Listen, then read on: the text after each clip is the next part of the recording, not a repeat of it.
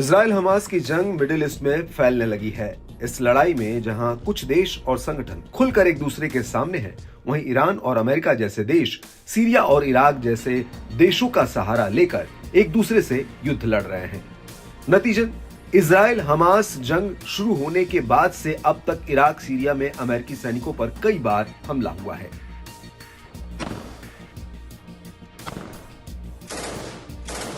America जहां इस युद्ध के बहाने इराक और सीरिया में सक्रिय आईएसआईएस को निपटाने के मिशन में लगा है, वहीं इराक में अमेरिकी वायुसेना का MQ-9 रिपर ड्रोन मार गिराया गया है।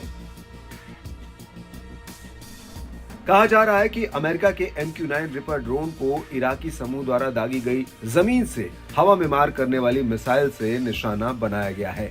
हमले के बाद दुर्घटनाग्रस्त हुए ड्रोन को इराकी सुरक्षा बलों ने बरामद कर लिया। इराकी समूह ने सबूत के तौर पर विमान का मलबा भी उपलब्ध कराया है। इस ड्रोन पर हमले की जिम्मेदारी ईरान समर्थित इराकी मिलिशिया के समूह the Islamic resistance in Iraq ने ली है।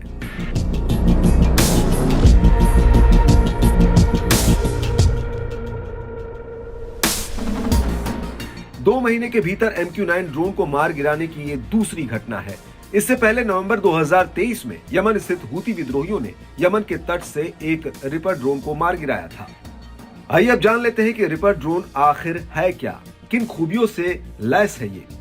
रिपर ड्रोन को अमेरिकी वायुसेना रिमोटली पायलटेड एयरक्राफ्ट या RPA कहती है। एक रिपर लगभग A-10 थंडरबोल्ट जितना विशाल होता है। यह 3750 पाउंड या 8 हेलफायर मिसाइलों को ले जा सकता है। एक बार फुल ईंधन में यह लगभग 2000 मील की दूरी तय कर सकता है। दूर से बैठकर ऑपरेट करते हुए इसे दुनिया के किसी भी कोने में ले जाया जा सकता है।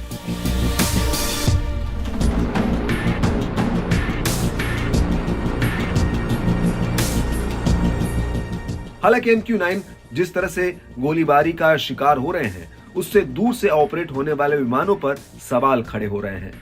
अलग अलग देशों से आधुनिक हथियारों के साथ ही अन्य तरह का समर्थन पाने वाले सशस्त्र आतंकवादी समूह भी हवाई क्षेत्रों की सुरक्षा को चुनौतीपूर्ण बना रहे हैं।